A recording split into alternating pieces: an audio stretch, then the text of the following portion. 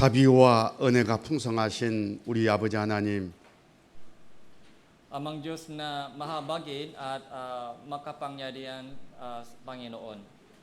저희들 오늘 또 기대되고 또 바라는 마음으로 발걸음을 뗐습니다. Nandito po kami ngayon sa inyong harapan upang makinig ng inyong salita.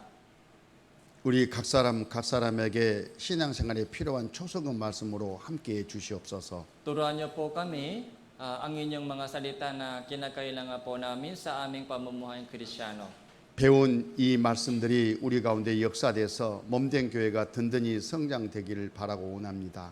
Nawa yung aming natutunan na salita ng Diyos ay kumilos po sa amin upang lumago ang iglesia. 오늘도 주님의 선한 뜻에 모든 것을 의지하면서 우리 구주 예수님 이름으로 기도드렸습니다. Ipinakakatiwala po namin lahat sa inyong mahabaging kamay. Ito po yung aming panalangin sa pangalan po ni Jesus. 아멘. 성경 말씀 에베소서 4장을 배우겠습니다. So, buksan po natin Efeso chapter 4. 우리는 지금 계속해서 에베소 4장을 공부하고 있습니다. So, patuloy po tayo nasa Efeso chapter 4. 에베소서 4장 13절부터 15절까지 Magmula Efeso chapter 4, magmula verse 13 hanggang 15. So, babasahin ko po ito hanggang makarating tayong lahat sa pagkakaisa ng pananampalataya at sa ganap na pagkakilala sa anak ng Diyos, hanggang maging taong may sapat na gulang, hanggang sa sukat ng ganap na kapuspusan ni Kristo. Tayo huwag nang maging mga bata na tinatangay-tangay ng mga alon at dinadala-dala ng bawat hangin ng aral sa pamamagitan ng pandaraya ng mga tao, sa pamamagitan ng kanilang mga katusuan sa parang mapandaya. Kundi humahawak sa katotohanan na may pag-ibig, lumago tayong lahat sa Kanya na siyang ulo, sa makatuwid ay si Kristo. 먼저 우리 몸된 교회가 성령의 능력으로 말미암아 제대로 세워지려면 사랑의 기둥과 진리의 기둥이 먼저 세워져야 된다고 강조를 드렸습니다. So, sinabi ko po sa inyo, so para maitayo po ang iglesia, ito po yung katawan ni Kristo ng maayos, kailangan po dalawang haligi. Yun po yung katotohanan at pag-ibig. 어제까지는 사랑의 기둥에 대해서 공부를 했습니다. So hanggang kagabi po, pinag-aralan po natin tungkol sa poste ng pag-ibig. 오늘은 진리의 기둥, 말씀의 기둥에 대해서 말씀을 하고자 합니다. So ngayon po, pag-isipan po natin tungkol sa poste ng salita ng Diyos at katotohanan. 그걸 좀 이해하시기 위해서 이 표를 먼저 보겠습니다. Kaya tingnan po muna natin yung itong mga summary. 교회가 성장하려면 사랑으로 묶여져 있어야 된다. So isang iglesia po ay kailangan talihan ng pag-ibig upang lumago. 그리고 말씀 위에 그 믿음이 굳건히 서 있어야 된다. Tapos kailangan din po yung salita na nagtatayo sa ibabaw ng pananampalataya. 그리고 주님께서 쓰시는 질서와 직분이 제대로 제 위치에 있어야 된다. Tapos kailangan din po yung kaayusan at ministeryo sa loob ng iglesia. 그런 말미암아 하나님께서 영광을 받으실 열매가 주렁주렁 맺히고 있어야 된다. 이런 요소를 말씀드렸습니다. Kailangan din po magbunga para sa amang Diyos. 어제까지 부르신 부름에 합당한 귀한 신앙, 또 맡겨진 일에 충성하는 봉사를 통해서 사랑의 띠가 하나로 계속 묶여져 있을 것에 대한 교훈을 받았습니다. So, pinag-usapan po natin kagabi upang magkaroon po ng pag-ibig, bukulot ng pag-ibig. So, kailangan din po yung maayos na individual na pananampalataya at tapat na paglilingkod sa iglesia. 오늘은 말씀에 대해서 공부를 하고자 하는 겁니다. So, ngayon po, pag-usapan po natin tungkol sa pag-ibig, salita ng Diyos. 하나님의 말씀과 우리의 관계, Yung relasyon po ng salita ng Diyos at sa atin. 하나님의 말씀 앞에 우리가 마땅히 취해야 될 자세에 대해서 공부하고자 하는 겁니다. Ano po yung tamang puso natin sa harapan ng salita ng Diyos? 이게 바로 교회 성장의 원리의 하나라는 것을 오늘 읽은 본문 말씀에서 교훈을 받습니다. So dahil ito po yung isa sa mga prinsipyo sa iglesia upang lumago. 15절을 디모데전서 3장 15절을 먼저 읽겠습니다. Unang Timoteo chapter 3 verse 15, Unit kung ako ay maalanta at maaari mong malaman kung ano ang dapat ugaliin ng bawat tao sa bahay ng Diyos, na siyang iglesia ng Diyos na buhay, ang haligi at suhay ng katotohanan. 하나님이 거하시는 집 교회에는 진리의 기둥과 터라고 말씀하셨습니다. Yung bahay ng Diyos, yun po yung haligi at suhay ng katotohanan. 진리의 기둥, 말씀의 기둥이 세워지지 아니하고서는 교회가 성장할 수 없다. 그런 의미를 갖고 있는 겁니다. So, ibig sabihin, kung walang haligi ng katotohanan, hindi pwede lumago ang isang iglesia. 오늘 본문 말씀을 보십니다. So, ito po yung main texto po natin ngayon. 13절, 14절을 다 같이 한번 읽습니다. So, verse 13 and 14, basahin po natin ito ng sabay-sabay. Hanggang makarating tayong lahat sa pagkakaisa ng pananampalataya at sa ganap na pagkakilala sa anak ng Diyos, hanggang maging taong may sapat na gulang, hanggang sa sukat na ganap na kapuspusan ni Kristo. Tayo huwag nang maging mga bata na tinatangay-tangay ng mga alon at dinadala-dala ng bawat hangin ng aral sa pamamagitan ng pandaraya ng mga tao, sa pamamagitan ng kanilang mga katusuan sa paraang mapandaya. 13절에 온전한 사람을 이루어 So verse 13, hanggang maging taong may sapat na gulang. 온전한 사람이 이루어지려면 믿는 것과 아는 것에 하나가 돼야 된다고 말씀하십니다. So para maging taong may sapat na gulang, kailangan po pagkakaisa ng pananampalataya at sa pagkakilala sa Diyos. 믿는 것과 아는 것에 하나가 되려면 어떻게 해야 되겠습니까? So ano po ang dapat natin gawin para maging isa po tayo sa ating pananampalataya at pagkakilala? 말씀이 하나여야 되겠죠? So dapat maging isa po tayo sa salita ng Diyos. 군대에 가면 군인들이 한 상관의 명령을 받습니다. So doon po sa military service po, lahat po ng mga sundalo ay sumusunod sa utos ng isang commander. 많은 군인들이 연병장에서 제식 훈련을 합니다. So minsan nakikita po natin yung mga parada ng mga sundalo. 한 지휘관이 구릉대에 올라가서 한 명령을 해요. So isang commander po ay nagbibigay ng utos sa kanila. 앞으로 가라, 뒤로 가라, 돌아가라.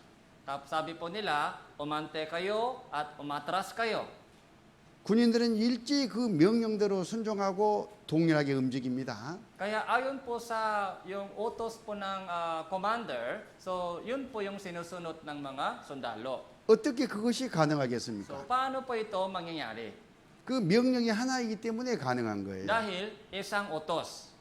만약에 그 지휘관이 3명, 4명이 올라와서 각각 따로 말을 한다고 가정해 봅시다. Halimbawa, yung mga tatlong commander po ay nasa stage, nagbibigay po sila ng kanyang-kanyang utos sa mga sundalo. A 지휘관은 앞으로 가라. Yung mga General A, sabi niya, umabante kayo. B 지휘관은 뒤로 가라. Yung General B, umatras kayo. C 지휘관은 돌아가라.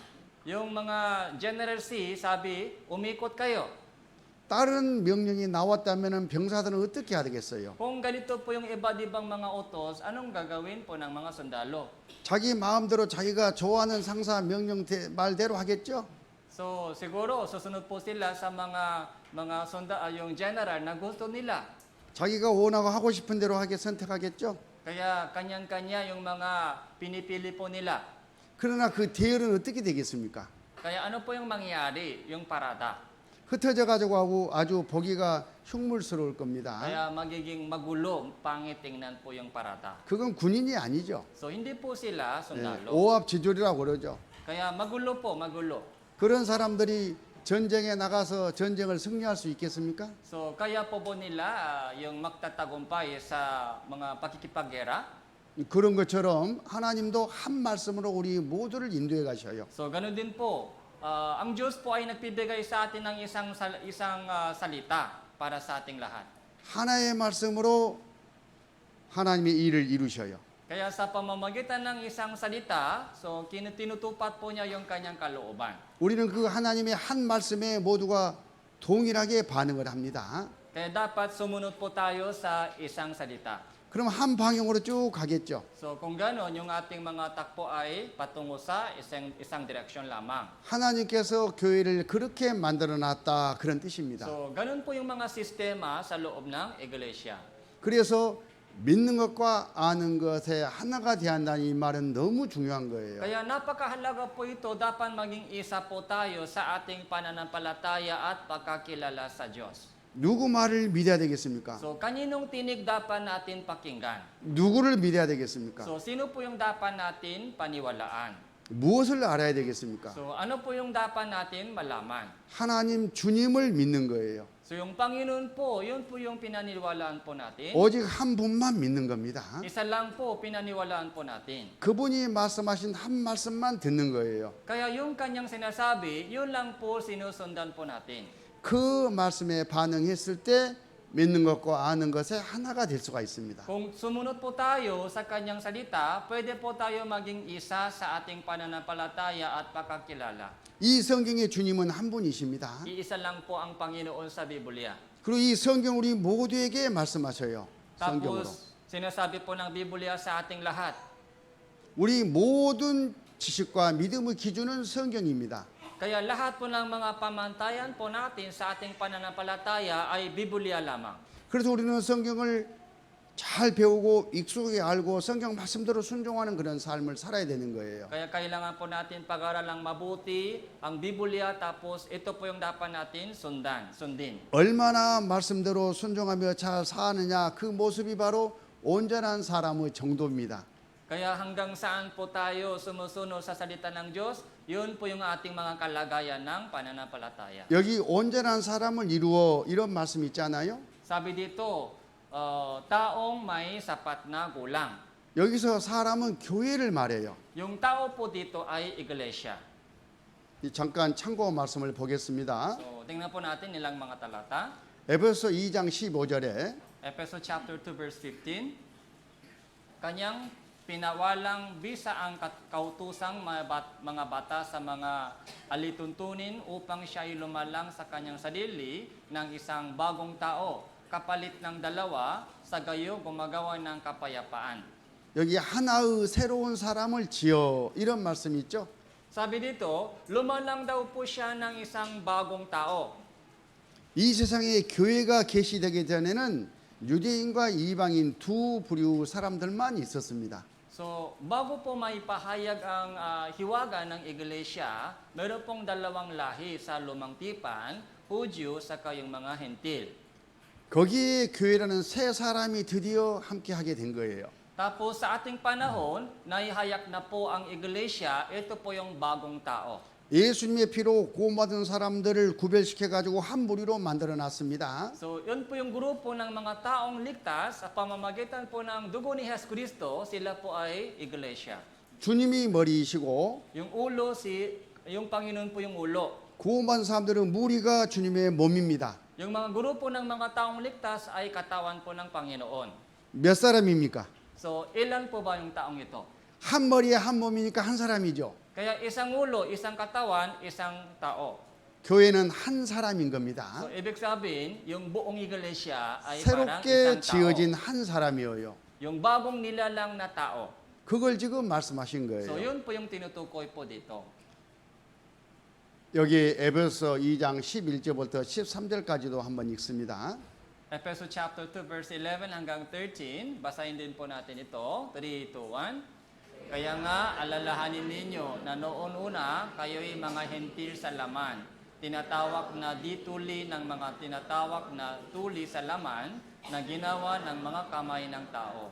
Na nang panahon yon, kayo ay walang Kristo, hiwalay sa pagiging mayamayan ng Israel at mga dayuhan sa mga tipan ng pangako, walang pag-asa at walang Diyos sa salibutan. Subalit ngayon ay na kay Kristo Jesus, kayo na nung una ay malayo ay inilapis sa pamamagitan ng dugo ni Kristo. 여기는 유대인과 이방인 두 사람 유형을 지금 말씀하셨습니다. So nabanggit po dito yung tungkol sa mga yung Hentil saka yung mga Hudyo. 유대인과 이방인들이 예수 그리스도의 피를 통해 구원을 받고 그래서 예수 안에서 가까워졌습니다.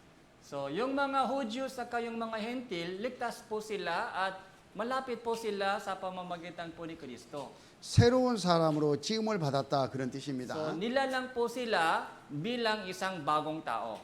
이걸 이제 우리 신약식으로 교훈을 받아보면 So ito po yung anong lesson po ito sa ating panahon ng bagong tipan. 언제 어디서 어떻게 누구 부모 밑에서 태어나 어떻게 살았든지 모든 사람들이 그리스도의 피로 구원을 받았으면 한 새로운 사람이다 그런 뜻이에요. So bawat isa sa atin po dito, kahit anumang mga family background po ninyo, kung kailan, kung sino, kung saan po kayo ipinanganak, pero ngayon, isang family na po tayo sa pamamagitan po ng dugo ni Jesus. 차별이 없습니다. So walang pagtatangi. 배운 사람이든 배우지 못한 사람이든 Yung mga nag-aaral, yung mga hindi. 돈이 많은 사람이든 돈이 없는 So 사람이든 yung mga mayaman o yung mga dukha, 건강한 사람이든 건강하지 않은 사람이든 yung mga malalakas na katawan, yung mga may sakit, 사회 신분 지위가 높은 사람이든 그렇지 않든 yung mga nasa matas na posisyon o mababa. 주님 피로 구원함을 받고 몸된 교회 안에 들어온 식구들은 다 동등한 인격이고 동등한 지위입니다. So, kung sila po ay ligtas po sa pamamagitan po ng dugo ni Jesucristo at nakapasok po sila sa iglesia, isang katawan po sila. 왜냐하면 주님이 그렇게 만들어 놨기 때문에 그래요. So, dahil yun po yung ginawa po ng Panginoon. 다름 아닌 새 사람입니다. Ito po yung bagong tao. 그런데 여기서 온전한 사람은 어떤 의미겠습니까? So, ano pong ibig sabihin taong may sapat na gulang? 교회가 주님의 말씀께 순종하고 주님의 말씀대로 한 방향으로 속 성장해 가는 것이 온전한 사람을 이루어가는 겁니다. So, kapag isang iglesia po ay sumusunod sa salita ng Diyos at lumalakad ayon sa kanyang kalooban, ito po yung proseso, ito po yung paraan para maging sapat na gulang. 아까 군대에서 군인들이 한 상관의 명령에 모두가 다 복종하고 동일하게 움직이는 것처럼 몸된 교회가 그런 아름다운 모습을 보였을 때에 온전한 사람을 이루어갔다 이렇게 말할 수가 있겠죠. So, kagaya po ng mga sundalo na sumusunod sa utos ng isang commander, ganun din po yung mga iglesia, kapag sumusunod po tayo sa isang salita ng Diyos, yun po yung magandang tingnan. 그게 바로 그리스도의 장성한 분량이 충만한 데까지 이른 겁니다. Kaya nakarating at kung ganun po, dumating na po sa sukat ng ganap na kapuspusan ni Kristo. 우리의 신앙이 주님의 장성한 분량이 충만한 데까지 이르기를 원하시죠? So gusto po rin po natin, di ba, lumago po tayo hanggang sa ganitong kalagayan. Tama po? 그러려면 믿는 것과 아는 것이 하나 되는 것이 먼저다 그 말이에요. So para lumago po tayo ganito, kailangan po natin maging isa sa ating pananampalataya at pagkakilala. 성경 말씀이 없고서는 불가능한 일입니다. Kaya, imposible po ito kung walang salita ng Diyos. 그래서 교회가 성장해 갈 때는 이 말씀의 기둥이 진리의 터가 온전히 세워져야 되는 거예요. Kaya upang lumago po isang iglesia, napakahalaga po yung haligi ng salita ng Diyos. 그래서 우리 교회는 주일날 수요일날 그 긴 시간을 내 가지고 말씀을 가르치잖아요. Kaya sa ating church po, mahaba po yung oras para sa sermon sa linggo at sa Wednesday. 믿는 거 아는 것에 하나 되게 하려고 하는 그런 시도입니다. Ginagawa po natin ito para maging isa po tayo sa ating pananampalataya at pagkakilala. 우리는 이런 원리를 가지고 말씀 앞에 말씀을 사모하는 태도를 가지고 이 성경을 배우는 것은 너무나 중요합니다. Kaya napakahalaga po yung ating pag-aaral ng salita ng ganitong puso. 누구나 다 그렇게 되면 얼마나 좋겠습니까? Kung lahat po tayo ay lumago ng ganito, so gaano kasaya po tayo. 성령님은 이 일을 위해서 예를 쓰십니다. Kaya sinisikap po ng banal na espiritu po para maging ganito po tayo, ganito. 우리를 말씀 가운데로 인도해 가지고 믿는 거 아는 것에 하나 되게 하시려고 예를 쓰셔요. Kaya sinisikap po niya dalhin po tayo para isa po tayo.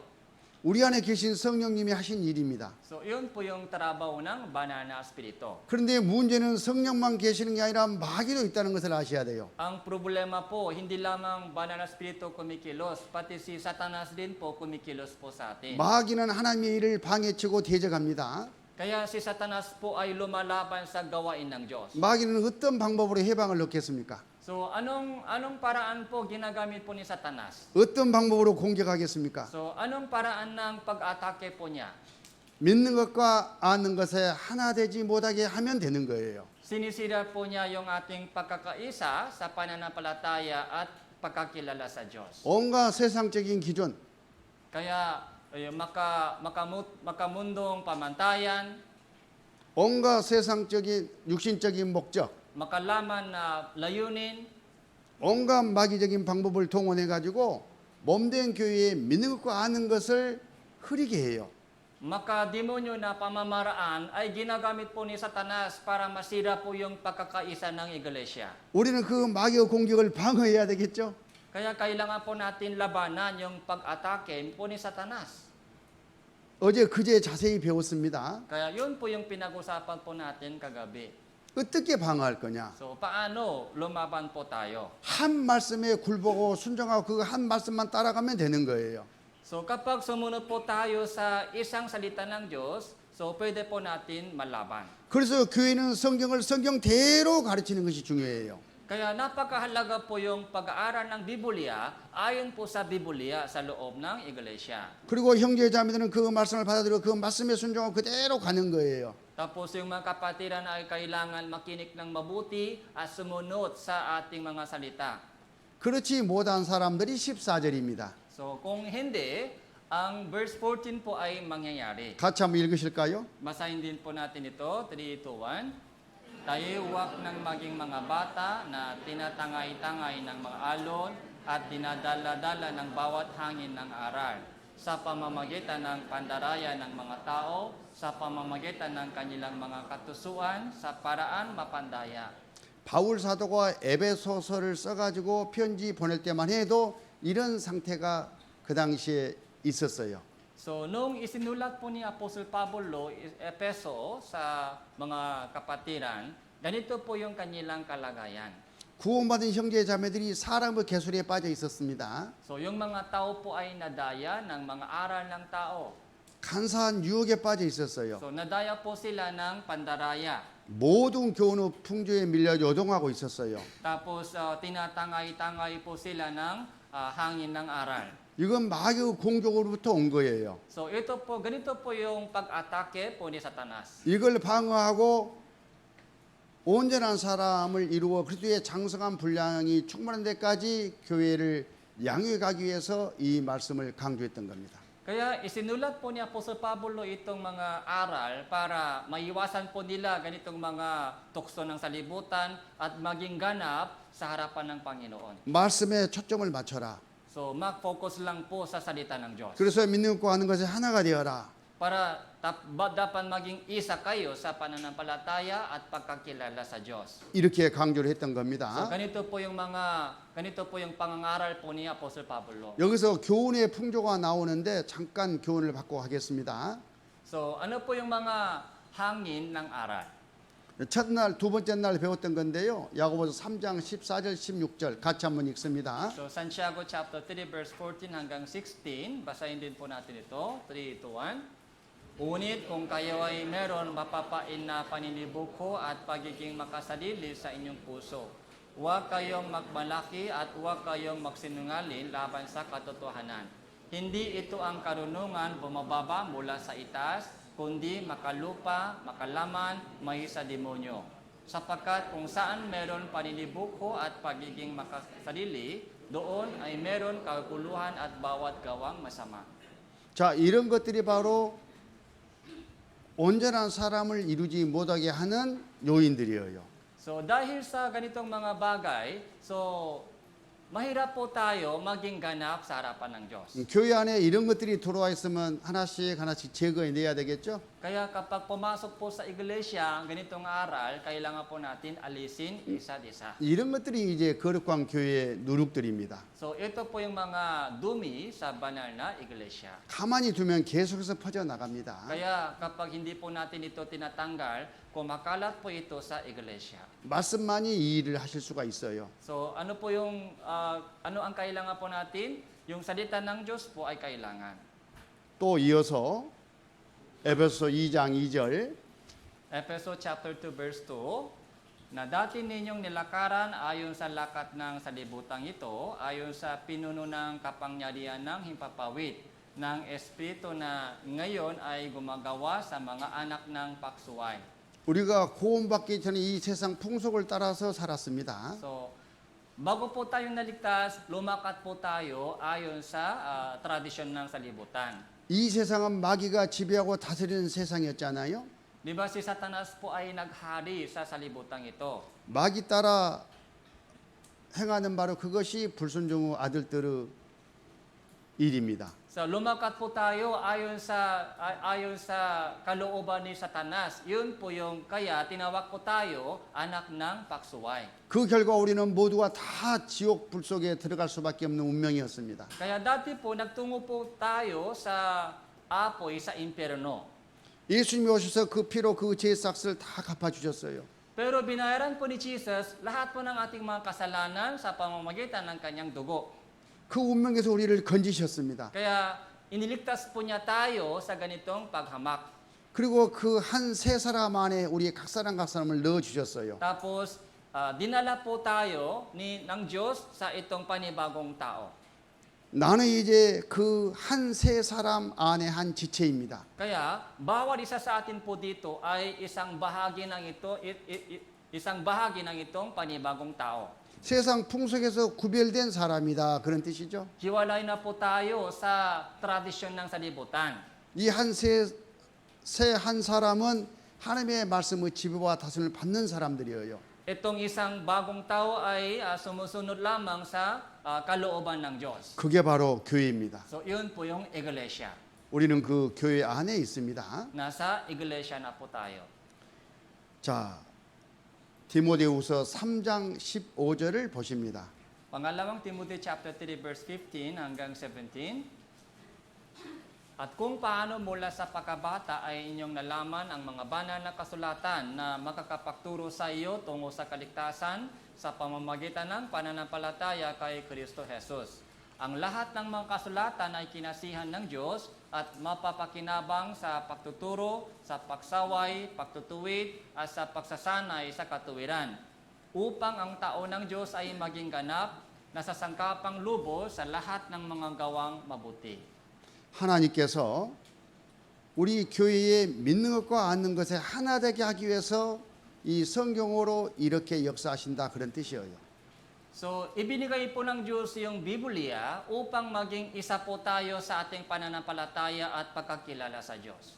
16절에 보면 모든 성경은 하나님의 감독으로 된 것으로 Verse 16 po, lahat ng mga kasulatan ay kinasihan ng Diyos.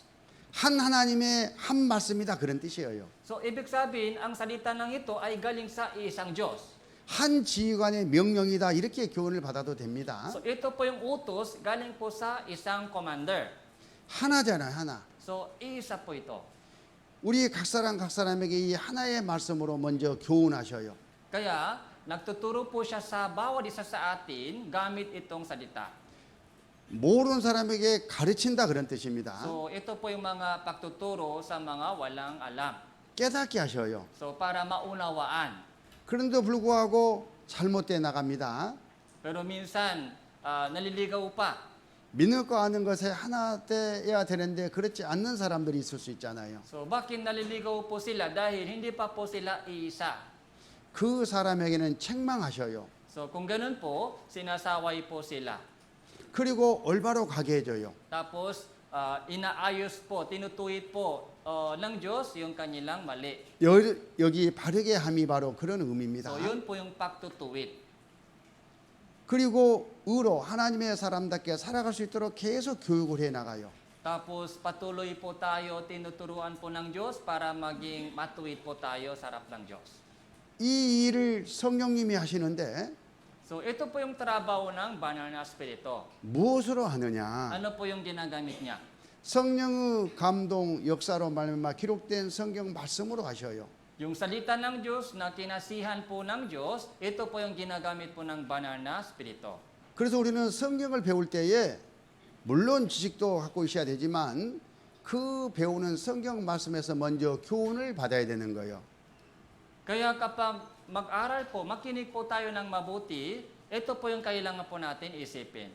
모르는 사람은 이제 알아야 된다 그런 뜻입니다. So kung walang alam, so kailangan matutunan. 뭐 알아다 되고 몰라 되고 그런 게 아니에요. Hindi po ito optional. Dapat ito ay mangyari sa lahat. 내가 목사 될 것도 아닌데 Hindi ako magiging pastor. 나는 구역장 할 마음도 없는데 So ayoko maging cell group leader. 이 많은 사람 중에 내가 언제 봉사회장이 되고 어머장이 되겠나? So kailan kaya magiging mga men's group leader ako o women's group leader ako? 나는 그냥 교회에 붙어만 있기만 하면 돼.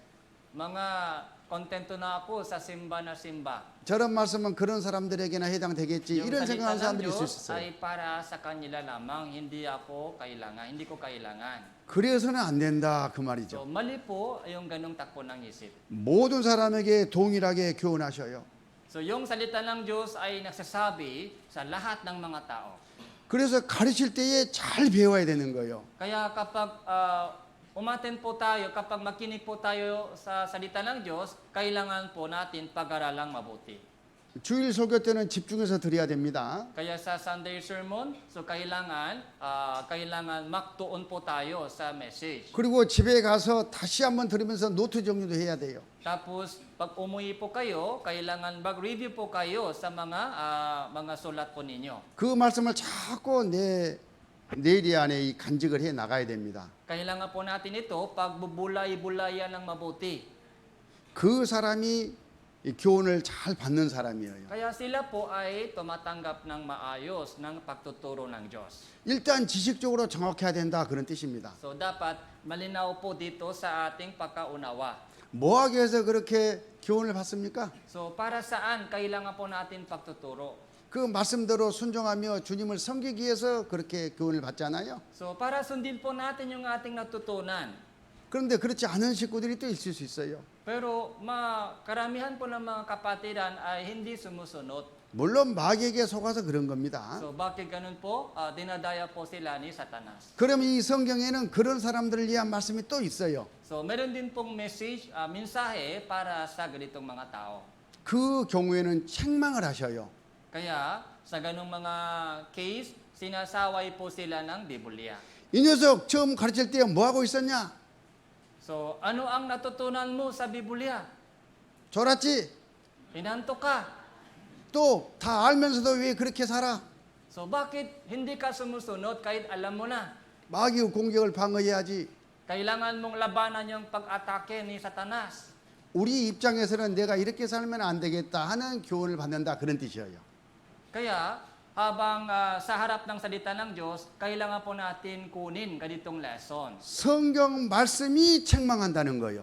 Ang salita ng Diyos, siya mismo sumusuway sa atin. Siya po mismo ay sumusuway sa atin. 그래서 우리 말씀을 배울 때 양심의 뉘우침과 반성들이 많이 되잖아요. Kaya habang nakikinig po tayo ng salita ng Diyos, nasasaktan yung ating puso, tinatamahan po tayo. 그 하나님의 말씀이 나를 책망해 주시기 때문에 가능한 일입니다. So bakit po? Dahil tayo po ay sinasaway ng Diyos. 그걸 좋게 생각을 해야 되는 거예요. Kaya kailangan po natin tanggapin ito ng mabuti. 하나님이 내 잘못을 바로 잡아 주시는구나. Ako pala ngayon sinasaway ng Diyos dahil sa aking mali. 그런데 이런 형제 자매들이 있을 수가 있습니다. Pero baka meron pong ganitong mga kapatiran. 아 목사님 나 들으라고 그러네. Si pastor ngayon ay nagsasermon, tinatarget niya ako. 나를 미워하네. Baka ayaw niya. 그리고 형제 자매들은 아 이건 누구 들으라고 하시는구나. Tapos sa mga sinasabi ng ibang mga kapatiran, so ganun din po yung mga takbo ng isip. 그렇게 잘못된 신호로 받아들일 수가 있다 그 말이에요. So mali po yung mindset, puso. 그건 성령님께서 말씀으로 책망하신 책망을 받지 않는 사람이에요. So ayaw nila tumanggap ng pagsaway ng banal na spirito. 그 사람이 교만한 사람이에요. So mayabang yung kanilang puso. 그 상태가 계속 오래 가면 하나님께서 방치하십니다. Kapag matagal po sa ganung mga kalagayan, hahayaan po ng Diyos tayo. 책망이 안 받아지면 안 고쳐지는 거예요. Dahil kapag ayaw nila pagsaway, so mahirap baguhin. 자기 신앙은 교회는 나오지만 물 위에 기름처럼 떠 있어요. Kahit simba na simba po sila, pero yung kanilang puso ay hiwalay sa mga kapatiran. 섞이지 못합니다. So mahirap makasama. 물론 하나님도 그 사람을 쓰시지 않아요. Tapos ayaw po ng Diyos gamitin ganung mga tao. 그 시간이 길어지면 이제 떨어질 수도 있겠죠. Kaya kapag matagal na po ganung panahon, so baka hiwalay po, aalis po sila sa church. 교회에 피해가 되겠다 싶으면은 가지치기도 하셔요. Kaya, so tinatanggal po ng Diyos yung mga sanga. 그건 너무나 큰 비극입니다. Kaya nakakalungkot na bagay na ito. 구원을 받았으면 지옥은 안 가겠지만 So dahil ligtas po siya, kaya hindi po siya mapupunta sa impyerno. 하나님께서 그 이후에 입에 주시는 상급을 다 잃어버렸으니까 얼마나 잘못된 겁니까? Pero nawala po niya lahat ng mga gantimpala na inihanda ng Diyos para sa kanya. Nakakalungkot. 그 사람의 구원은 불 가운데서 얻은 구원이 될 겁니다. Kaya yung kaligtasan po niya ay kaligtasan mula sa yung apoy. 하나님이 그렇게 놔두시겠습니까? So, ano po yung gagawin ng Diyos? 우리를 사랑하시는데 Minamahal po tayo ng Diyos. 모두가 다 잘 되기를 So, 바라는데 gusto po ng Diyos na lahat po tayo maging ganap. 열 손가락 깨물어서 아프지 않는 손가락이 없잖아요. Sa 10 daliri, anong daliri ay hindi masakit kapag kinagat natin? 잘 되기를 바랍니다. So, lahat po ay minamahal po ng Diyos. 그런 마음으로 하나님께서 잘못을 지적해 주셔요. Kaya, sinasaway po tayo ng Diyos parang anak. 그런 사랑으로 책망해 주신다 그런 뜻입니다. Kaya sinasaway po tayo ng Diyos. 이 성경이 그런 일을 우리에게 해요.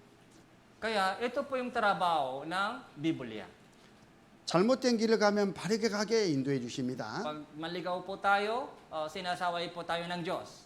하나님의 뜻을 분별해 가지고 하나님 뜻대로 살게 해 주시는 이 말씀 그게 바로 성경이 우리에게 하시는 일들입니다. Para malaman kung ano ang kalooban niya, para sumunod po tayo sa kanyang kalooban. 그래서 우리는 성경 말씀을 높이고 성경 말씀을 공부하면서 계속 교훈을 받아가는 거예요. Kaya habang tuloy-tuloy po tayo sa ating pakikinig ng salita ng Diyos, doon po nagiging ganap po tayo.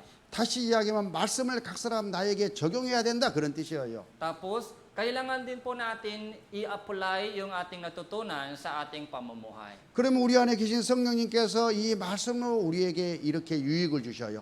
Kaya, ganito po yung mga pakinabang ng salita ng Diyos. 시편 19편을 찾아보겠습니다. Awit chapter 19, verse 7. 7절부터 10절까지 다 같이 천천히 읽겠습니다. Magmula verse 7 hanggang verse 10, basahin po natin ito ng sabay-sabay, daan-daan. 3, 2, 1. Ang kautusan ng Panginoon ay saktal na nagpapanaunuli ng kaluluwa. Ang patotoo ng Panginoon ay tiyak na nagpapatalino sa kulang sa kaalaman. Ang mga tuntunin ng Panginoon ay matuwid na nagpapagalak sa puso. Ang utos ng Panginoon ay dalisay na nagpapaliwanag ng mga mata. Ang pagkatakot sa Panginoon ay malinis na nananatili magpakailanman. Ang mga kahutos Panginoon ay totoo at lubos na makatuwiran. Higit na dakila silang naisin kaysa ginto. Lalong higit kaysa maraming dalisay na ginto. Higit din matamis kaysa sa pulot pukyutang tumutulok. 말씀이 우리 안에서 각 사람 나에게 하시는 일입니다. So, ito po yung mga pakilos ng salita ng Diyos sa bawat isa sa atin. 물론 믿음의 분량대로 하십니다. So, ayon po sa sukat ng pananampalataya. 그래서 우리는 일단 말씀을 많이 갖고 있어야 돼요. Kaya kailangan po natin maraming bala ng salita ng Diyos. 시편 119편 11절 Awit chapter 119 verse 11.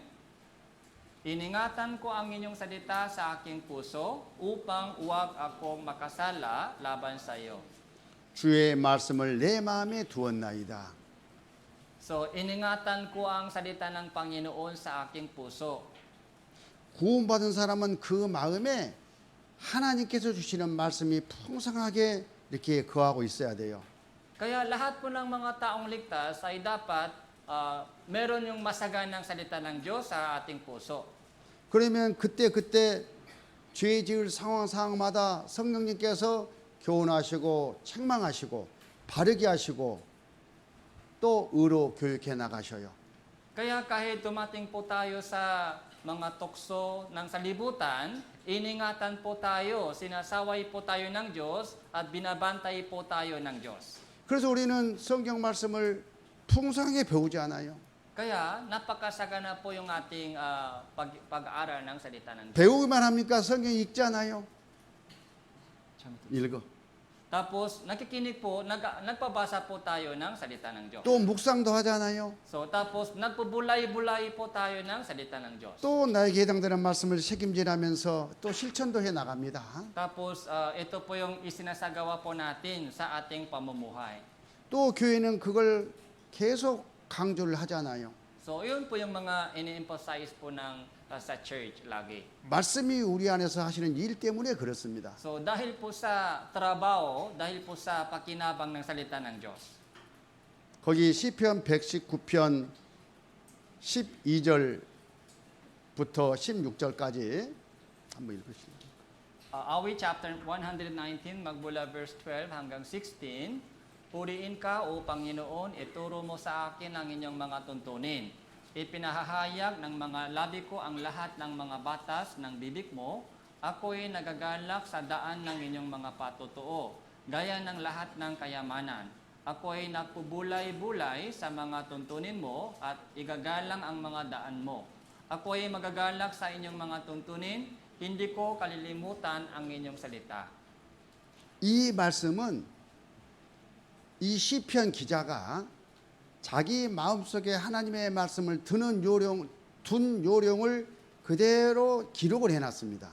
So, ito po yung mga sinabi, ito po yung mga patotoo ng isang taong ligtas. Kung paano na itanim sa kanyang puso ang salita ng Diyos. 나는 이렇게 하나님 말씀 앞에 태도를 가졌습니다.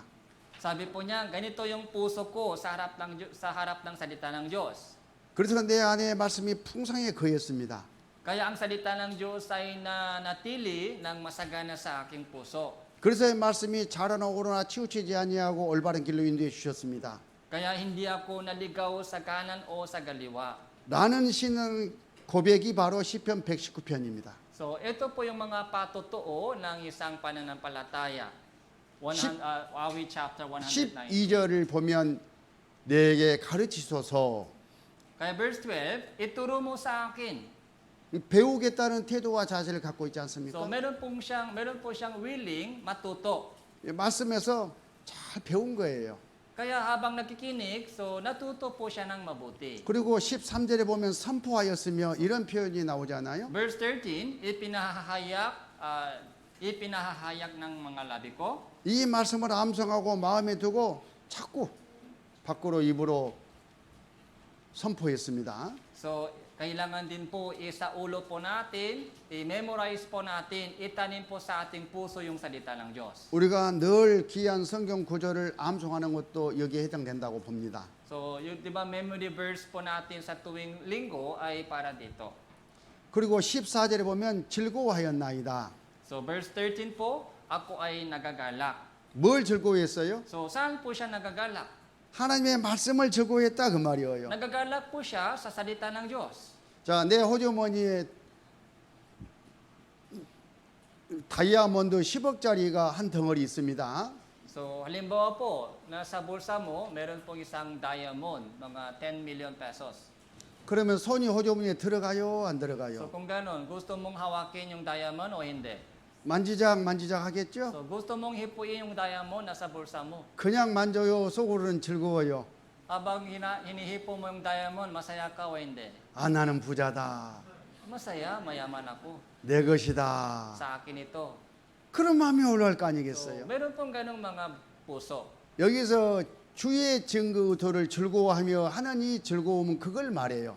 Nagagalak ako sa daan ng inyong patoto. Ibig sabihin, nagagalak ako sa salita ng Diyos. 내 안에 들어와 함께 하시는 말씀을 즐거워하는 거예요. So, nagagalak ako sa salita na pumasok sa aking puso. 야, 내가 이런 말씀을 깨닫다니 Ganitong uri ng salita ay nasa aking puso. 하나님께서 이런 말씀을 나한테 알게 하시다니.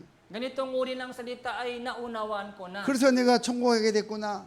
Kaya pwede na ako makapasok sa langit. 또 이걸 실천하고 실천해서 천국 상급을 얻게 해주시는구나. Tapos kapag sumunod ako sa kanyang yung katotohan sa kanyang salita, so bibigyan ako ng malaking kantimpala. 구원받은 각 사람 나를 부욕해 하시는 이 말씀을 갖고 즐거워하지 아니할 사람이 어디 있겠습니까? Kapag ganito po yung mga puso po natin, sino kaya hindi nagagalak? 그걸 우리는 이런 책임질이라고도 말합니다. So ito po yung tinatak na ngumunguya ng baka. 그 말씀의 의미를 자꾸 새겨보는 거예요. Kaya pagpubulay-bulay yung ating naririnig. 한 번 읽고 듣고 쑥 지나가 버린 게 아닙니다. Isang beses na pakikinig at pagbabasa, hindi po sapat po yun. 15절에 보면 묵상이라는 말이 나와요. Verse 15, ako ay magpubulay-bulay. 주의 법들을 묵상하며 So, ako'y napabulay-bulay sa mga tuntunin mo. 그 말씀들을 나에게 적용해 가지고 그 말씀을 마음속에 더욱 깊이 새겨보는 겁니다. So, kailangan po natin itanim sa ating puso yung ating naririnig po na salita ng Diyos. 이 말씀을 나에게 적용시켜 가지고 나와 관련지어 보는 것이 묵상이에요. So, ano po yung pagbubulay-bulay? So, kailangan po natin i-apply sa aking sariling pamumuhay yung ating natutunan na salita ng Diyos. 그렇게 해서 뭐 하자는 겁니까? So, para saan ito? 예, 주님 뜻대로 살기 위해서 그러는 겁니다. Para sumunod po tayo sa kalooban niya. 16절에 주의 말씀 잊지 아니하리이다. Verse 16 po, hindi ko kalilimutan ang inyong salita. 기억에서만 잊지 않는 것뿐만 아니라 실제 그 말씀을 실천하고 살겠습니다 하는 다짐이에요. Hindi lamang makakalimutan sa utak, pati ito po ay isabuhay po natin. 바로 이 짧은 시편 말씀만 해도 이런 엄청난 내 신앙의 실천 요소가 들어 있습니다. Kahit maiksi po yung talatang ito, pero nandito po lahat po ng mga kinakailangan na proseso para sa salita ng Diyos. 말씀을 잘 배우고 Kailangan makinig ng mabuti. 내가 깨달은 말씀을 내게 해당되는 말씀을 암송도 하고 Yung ating natutunan ay kailangan isaulo. 더 깊이 새겨도 보고 Kailangan ito pagpubulay-bulayan. 각 사람 나에게 적용도 시켜보고 Kailangan po natin ito apply sa bawat yung pamumuhay po natin. 그리고 그 말씀에 순종하는 마음으로 나가면 틀림없이 실천이 됩니다. Tapos kapag sumunod po tayo sa ating sa salita ng Diyos, so makikita po natin yung pagkilos ng Diyos. 우리 식구들이 이러한 것에 더 치심하면 치심할수록 믿는 거 아는 것에 하나가 되어가요. Kaya kapag sumunod po tayo sa ganitong mga kalooban niya, magiging isa po tayo sa ating pananampalataya at pagkakilala. 에베소 4장 13절에 온전한 사람을 이루어간다 그런 뜻입니다. Kaya pwede po maging ganap po tayo sa harapan ng Diyos ayon po sa Efeso chapter 4 verse 13. 그래서 교회 생활은 이 말씀에 대한 태도를 절대 포기할 수가 없는 거예요.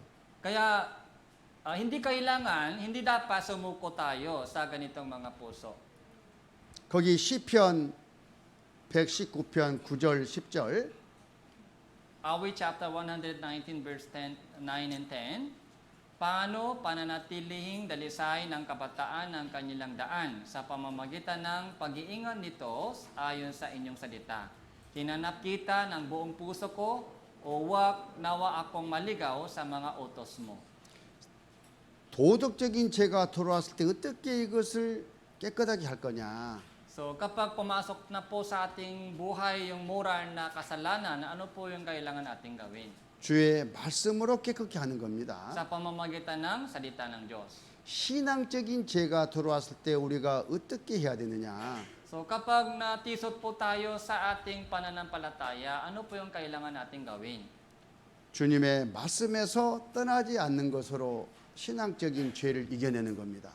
Sa pamamagitan ng manatili sa salita ng Diyos, pwede po natin bumangon ulit sa ating 그래서 pananampalataya. 119편 9절은 도덕적인 죄를 이겨내는 요령을 말씀하시고 Kaya chapter 119 verse 9, ito po yung paraan. Paano bumangon po tayo sa ating moral na kasalanan. 10절은 신앙적인 죄를 이겨내는 요령을 말씀하셨어요. So doon po sa verse 10, ito po yung paraan. Paano bumangon po tayo sa ating baksak na pananampalataya. 시편 기자가 자기가 성령 안에서 체험한 것을 그렇게 지금 기록해 놓고 있는 겁니다. So ito po yung mga patotoo ng isang taong ligtas magmula sa kanyang karanasan. 우리가 구원받고 나서 짓는 죄는 크게 둘로 나뉩니다. So dalawang uri ng kasalanan ginagawa po natin sa ating pamumuhay Kristiyano. 도덕적인 죄, Una, moral na kasalanan. 신앙적인 죄. So pangalawa, baksak sa pananampalataya. 더 큰 문제가 되는 것이 신앙적인 죄죠, 물론. So yung pangalawa po ito, mas malaking problema. 어떻게 그 죄를 방어할 수 있냐? So paano po natin malaban? Paano 죄를- po natin maiwasan yung dalawang ito? 또 죄를 지었을 때 어떻게 그것을 씻어버릴 수가 있느냐? Kapag kapag nakasala po tayo, paano po natin ito malinis? 여기 답이 있잖아요. So nandito po yung sagot. 주의 말씀을 따라 삼갈 것이니이다. Sa pamamagitan ng pag-iingat ayon sa inyong salita. 주의 계명에서 떠나지 말게 하소서. So, sana hindi ako mapalayo sa salita ng Diyos. 성경 말씀이 답인 거예요. Yung salita ng Diyos, yun po yung sagot po sa lahat ng ating problema. 그러니까 성경 말씀이 평소에 자기 마음에 풍성한 사람은 이 죄를 이기는 거예요. Kaya kung meron po tayong masaganang salita ng Diyos, so may kakayahan na labanan ng kasalanan sa salibutan. 또 혹 죄를 지었다 하더라도 잘못을 빨리 책망받아가지고 깨우쳐지기 때문에 거기서 벗어날 수가 있는 거예요. Kahit natisot po sa kasalanan, so agad-agad bumabangon dahil sa kanyang salita, dahil sa salita na nasa kanyang puso. 말씀은 우리 안에서 이런 일을 하십니다. Kaya ganito po yung pagkilos ng salita ng Diyos sa ating puso. 골로새 3장 16절을 찾습니다. Colossus chapter 3 verse 16. 16절, 17절. Manirahan nawa sagana sa inyo ang salita ni Kristo ayon sa lahat ng karunungan, magturo at magpaalalahanan kayo sa isa't isa sa pamamagitan ng mga salmo at mga himno at mga awiting espiritual na umaawit na may pasasalamat sa Diyos sa inyong mga puso. At anumang inyong ginagawa sa salita o sa gawa, gawin ninyong lahat sa pangalan ng Panginoong Hesus na nagpapasalamat kayo sa Diyos Ama sa pamamagitan niya. 이 우리 안에 풍성하게 거하는 말씀이 어떤 일들을 하느냐?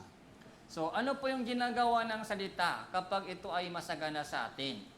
여기 뒤에 말씀을 내가 다시 한번 읽겠습니다. So, babasahin ko po yung mga talatang ito. 모든 죄로 피차 가르치며 So, ayon sa lahat ng karunungan, magturo. 권면하고 magpaalalahanan 시와 찬미가 신령한 노래를 부르며 sa pamagitan ng mga salmo at mga himno 마음에 감사함으로 하나님을 찬양하고 na umaawit na may pasasalamat sa Diyos sa inyong mga puso. 무엇을 하든지 말이나 일이나 다 주 예수의 이름으로 하고 Ano mang inyong ginagawa sa salita o sa gawa, gawin ninyo lahat sa pangalan ng Panginoon Hesus. 그를 힘입어 하나님 아버지께 감사하라. Na nagpapasalamat kayo sa Diyos Ama sa pamamagitan niya. 형제 참 이렇게 살고 싶으시죠? Gusto po ba ninyo ito mangyari sa inyo? 이 사람이 복받은 사람이에요. So, sila po ay mapapalat. 이 사람이 소위 성령 충만한 사람입니다. Sila po ay punong-puno ng banal na spirito. 그런데 여기서 한 가지 조심해야 됩니다. So, dito po, meron po tayong isang, 이걸- mag-ingat po tayo sa bagay na ito. 이걸 사람인 자기가 이룰 수가 있냐 이거요. So hindi po ito mangyayari sa pamamagitan ng ating sariling pagsisikap. 내가 힘쓰고 애쓰고 노력해서 이걸 이룰 수 있는 성질의 것이 아닙니다. So hindi po ito mangyayari sa pamamagitan ng ating sariling pagsisikap. 우리 안에 계신 성령님께서 말씀으로 우리 안에 주시는 은혜와 선물이에요. Ito po yung biyaya at kaloob ng Diyos na mangyayari sa pamamagitan ng pagkilos ng banal na espiritu sa pamamagitan ng salita. 말씀이 우리에게 이걸 주신다 그런 뜻입니다. Ganitong mga pagpapala ay galing sa salita ng Diyos. 그러니까 내 안에 말씀이 풍성해 거해야 되겠죠? Kaya dapat masagana sa atin yung salita ng Diyos. 이게 말씀이 얼마나 우리 신앙생활에 절대적인 것을 교훈받았을 겁니다. Kaya, so naintindihan po natin kung gaano kahalaga yung salita ng Diyos. 요한복음 1장을 보시겠습니다. So Juan chapter 1 verse 1. Juan chapter 1. 1절부터 3절까지. So magmula verse 1 hanggang verse 3. Sa simula ay ang salita at ang salita ay kasama ng Diyos at ang salita ay Diyos. Sa simula ay kasama na siya ng Diyos. Lahat ng mga bagay ginawa sa pamamagitan niya at kung wala siya ay hindi nagawa ang anumang bagay na ginawa. 이 시간에는 이 하나님의 말씀이 얼마나 높이 계시는지 So sa oras na ito, tingnan po natin kung gaano kataas yung salita ng Diyos. 그 말씀이 우리 안에서 행하시는 일에 대해서 교훈을 받고자 합니다. Kung ano ang ginagawa, ginagawa ng salita ng Diyos sa ating buhay. 태초에 말씀이 계시니라. Sa simula ay ang salita. 이 말씀이 하나님과 함께 계셨으니 이 말씀은 곧 하나님이시라. At ang salita ay kasama ng Diyos at ang salita ay Diyos. 이 말씀을 처음 접하신 분들은 말씀이 좀 어렵습니다. So ito po ay medyo mahirap na maintindihan sa mga baguhan dito. 사람 지식과 지혜로 이해될 수 있는 말씀이 아니다 그런 뜻이에요. Mahirap ito maintindihan sa ating sariling katalinuhan. 태초에 말씀이 있었습니다. So sa simula ay ang salita. 이 말씀이 하나님과 함께 계셨습니다. Ang salita ay kasama ng Diyos. 말씀 따로 하나님 따르지 않아요. So salita, ang Diyos ay hiwalay. 그런데 이 말씀은 곧 하나님이라 이게 하나잖아요. 또. Pero sabi niya, ang salita ay Diyos. 이해가 가셔요? Naintindihan po ba ito? 이건 삼일째 하나님의 개념을 이해하지 않고서는 이해가 안 가는 겁니다. Ito po yung patungkol sa mga Trinidad. Kung hindi nyo naintindihan yung Trinidad, mahirap ito maintindihan. 하나님은 한 분이시만은 세 인격을 갖고 역사하십니다. So, iisang ang Diyos, pero meron po siyang dalawang pagkatao. 삼일째를 자세하게 설명할 수는 없습니다. So, mahirap maipaliwanag yung Trinidad dahil sa kulang ng oras. 그러려면 시간이 너무 많이 가니까 Dahil 그렇습니다. kailangan po yung mahabang oras. 우리는 성부와 성자와 성령 삼일째 하나님을 알고 있습니다. So, naniniwala po tayo na ang Diyos ng Ama, Diyos ng Anak, Diyos ng Banal na Espiritu. 성부는 아버지 하나님의 일을 하십니다. Yung Diyos ng Ama, yung trabaho po ng Ama. 성자는 아들 하나님의 일을 하셔요. So, yung Diyos ng Ama, yun po yung posisyon ng anak. 성령은 아버지 하나님이 계획하시고 아들 하나님이 이루신 것을 증거해 가지고 우리에게 믿어지게 해주시는 일을 해요. Yung Diyos ng Banal na Espiritu po ay nagpapatotoo kung ano ang ginawa ng Diyos ng anak. 아버지 하나님은 만세전에 우리 죄인들을 구원하실 것을 계획하셨어요. Amang Diyos ng Ama ay nagplano kung paano maligtas yung mga makasalanan.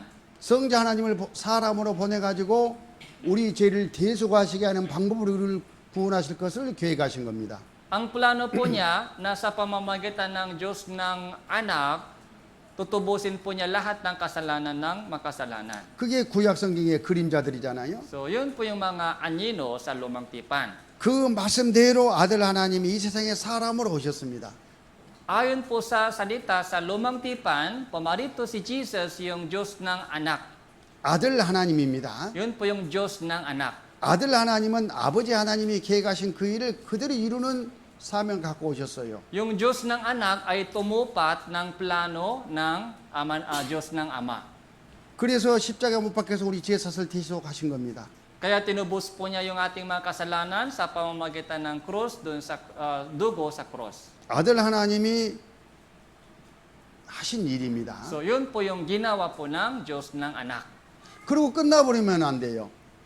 Tapos hanggang dyan lang po, so mahirap tayo maligtas. 그 아들 하나님과 아들 하나님의 하신 일을 우리가 듣고 마음속에 믿어졌을 때 구원이 이루어지잖아요. So paano po tayo, para maligtas po tayo, dapat natin malaman kung ano ang ginawa ng Diyos ng anak. 그럼 예수님은 2000년 전에 그 일을 하셨잖아요. So 2,000 na ang nakakalipas. 그 일을 성경에 기록하시고 또 우리에게 그 성경을 가르쳐 가지고 믿어지게 해주시는 분이 성령 하나님이셔요. Sa pamamagitan ng pagkilos ng Diyos ng Banal na Espiritu, so pinapakinggan po natin yung salita ng Diyos at maligtas po tayo. 우리는 지금 그 성령 시대를 살고 있습니다. Yung panahon po natin ngayon ay panahon ng Banal na Espiritu. 구원받은 사람들의 무리 안에 이 성령이 계셔요. Ang Banal na Espiritu po ay kumikilos sa mga pagsama ng mga taong ligtas. 주님의 영 머리로 계시는 겁니다. So, yung Panginoon po ay ulo. 우리 각 사람 속에도 이 성령이 거하셔요. Yung Banal na Espiritu po ay naninirahan po sa bawat isa sa atin. 그리고 한 말씀을 가르치고 인도해 가지고 하나로 딱 묶어 놓으셨어요. So, siya po yung nagbubukulot ng iglesia sa pamamagitan ng isang salita. 성령께서 하신 일이에요. Yun po yung trabaho ng Banal na Espiritu. 그 중에 오늘 우리는 말씀에 대해서 공부를 하고 So, 있습니다. ngayon po, salita ang pinag-aralan po natin ngayon. 성령은 이 말씀을 기록하고 또 가르치고 계시해 가지고 믿어지게 하는 그 일을 해요.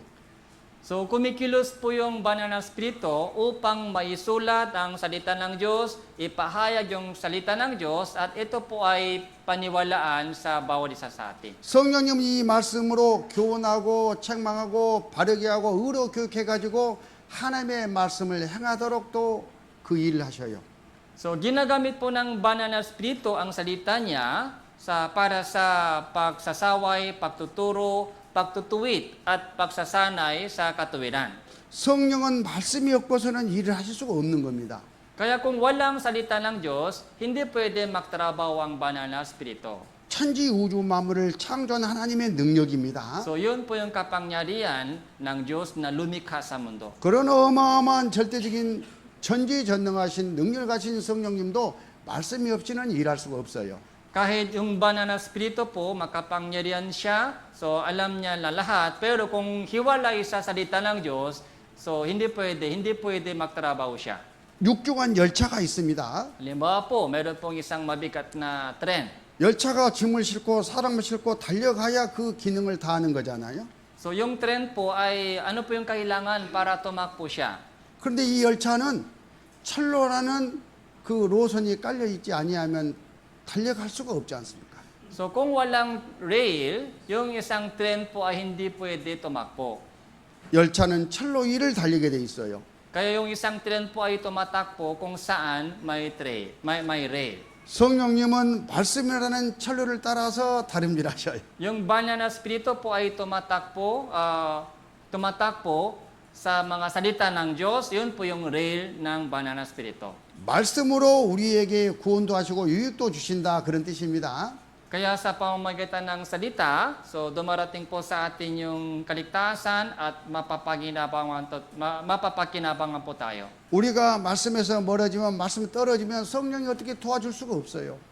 Kaya, kung malayo po tayo sa salita ng Diyos, wala pong magagawa ng Banal na Espiritu po sa atin. 이 말씀 Yung salita, 삼일체 이 말씀이 성자 하나님은 이 세상에 오셨습니다. yung anak ng Diyos ay pamarito sa mundong ito. 그분이 예수님이시잖아요. Siya po yung si Jesus. 자, 여기 이렇게 한번 정리하겠습니다. So, ganito po yung mga sinasabi ko. 태초에 말씀이 계셨습니다. Sa simula ay ang salita. 절대적인 거예요. So, ito po yung mga napakataas. 이 말씀이 성령으로 말미암아 성경에 기록이 됐어요. Yung salita po ay naisula sa Biblia. 또 이 말씀이 사람이 돼서 이 세상에 오셨어요. Yung salita po ay naging tao. Siya 예수님이십니다. po yung Jesus. 성경은 하나님의 말씀이잖아요. Yung Biblia po ay salita ng Diyos. 예수님은 하나님의 말씀이 사람으로 오셨습니다. Tapos si Jesus po, ang Diyos po ay naging tao, siya po yung Jesus. 예수님은 하나님 아버지의 말씀을 이루러 오셨다 그 말이에요. Si Jesus po pumarito sa mundong ito upang matupad po yung salita ng Amang Diyos. 말씀이 문자로 기록된 것이 성경이고 Doon po sa Biblia, meron pong letra ng salita ng Diyos na kasulat. 말씀이 사람으로 오신 분이 예수님이셔요. Ang Diyos po, yung salita ay naging tao, siya po yung Jesus. 그래서 성령과 예수님은 동일한 겁니다. Kaya Biblia po ay si Jesus ay pareho. 성경은 예수님을 증거합니다. Ang Biblia po ay nagpapatotoo tungkol kay Jesus. 예수님은 성경 말씀을 이루시는 분이에요. Si Jesus po ay tumutupad doon sa nakasulat sa Biblia. 그 일을 누가 하셨냐? 성령 하나님의 말씀이 하셨다 그런 뜻입니다. Sa pamamagitan ng banal na Espiritu. 자, 이 설명을 해놓은 성경 구절이 있습니다. So, meron pong isang talata patungkol dito. 요한복음 1장 14절. Unang Juan chapter 1 verse 14. At naging tao ang salita at tumahan kasama namin. At nakita namin ang kanyang kaluwalhatiang gaya ng sa tanging anak ng Ama. Puspuso ng biyaya at katotohanan. 말씀이 육신이 돼서 오신 분이 예수님이라는 것을 요한복음 말씀하십니다. Kaya ang salita ay naging tao, siya po yung Jesus. 히브리서 1장을 다 찾습니다. So, Hebreo chapter 1. So, buksan po natin yung Biblia po natin. Hebreo chapter 1.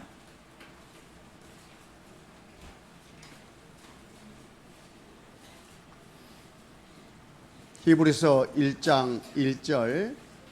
So, Hebreo chapter 1 verse 1. 1절만 읽으시죠. 1절만. 같이 읽을까요?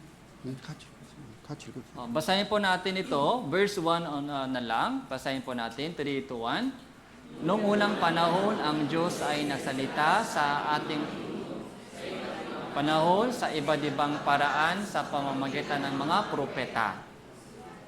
자, 여기 옛적의 선지자들로 우리 조상들에게 말씀하신 하나님이 선지자들로 말씀하신 것이 뭐예요? Noong unang panahon, ang Diyos ay nagsalita sa ating mga ninuno sa pamamagitan ng mga salita. Anong ibig sabihin? 선지자들을 통해서 기록해 주신 성경 말씀을 이루는 겁니다.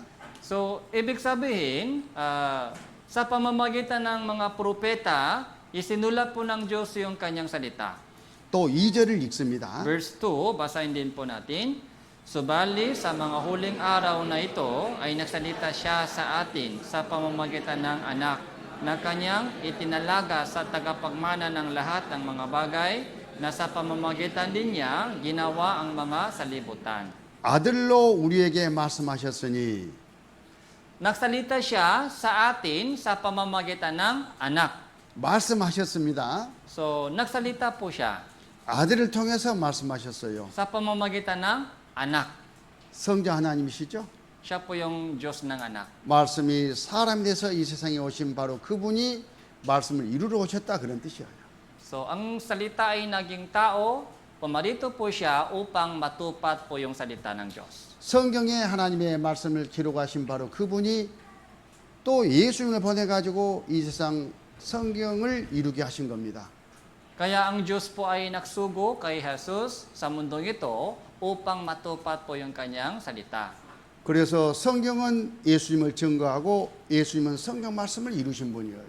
Kaya ang Biblia po ay nagpapatotoo tungkol kay Jesus. Si Jesus po ay pamarito sa mundo upang matupad po yung salita. 그 근거가 어디에 있습니까? So, ano po yung katibayan?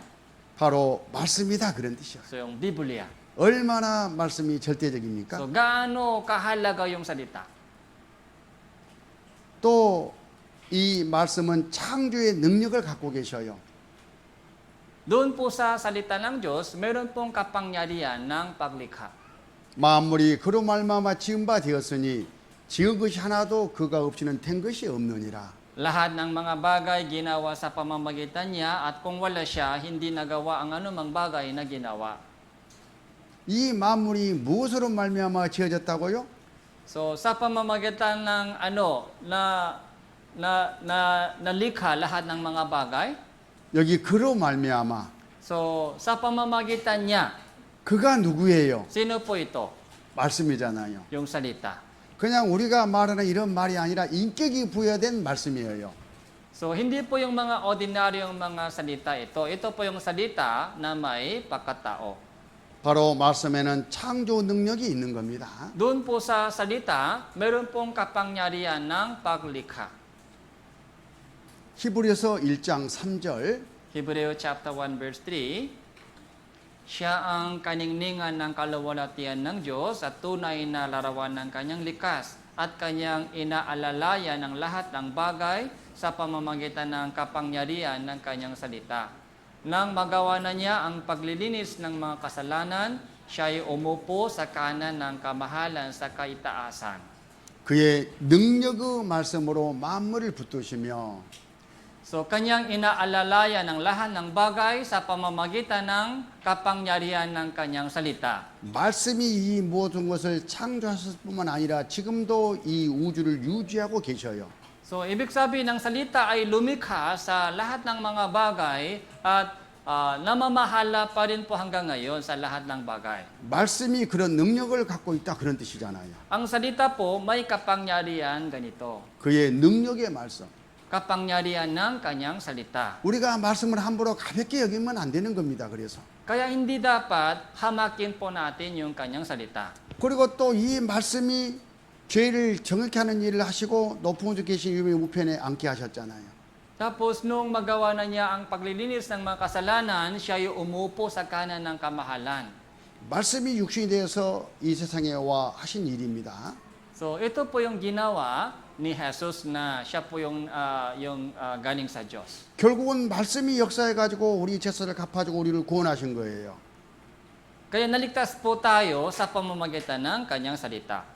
얼마나 말씀이 절대적입니까? Kaya gaano kahalaga po ang salita ng Diyos. 모든 것은 말씀으로 시작해서 말씀으로 이루어지는 겁니다.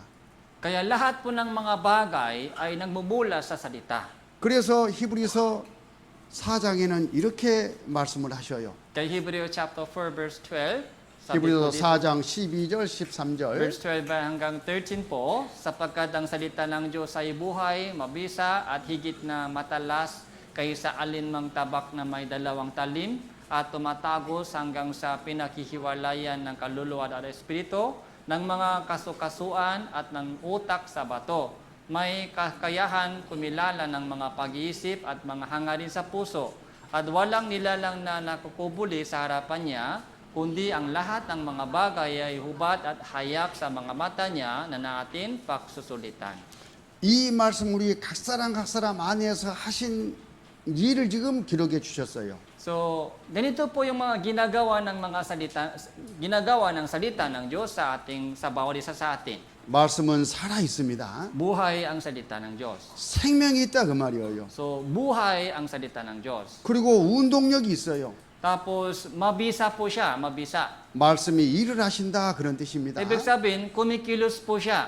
어떤 일을 하느냐? Anong uri ng trabaho? 좌우의 날선 어떤 것보다도 이래요. 홍과 용감이 관절 곳을 찔러 쪼개기까지 해버려요.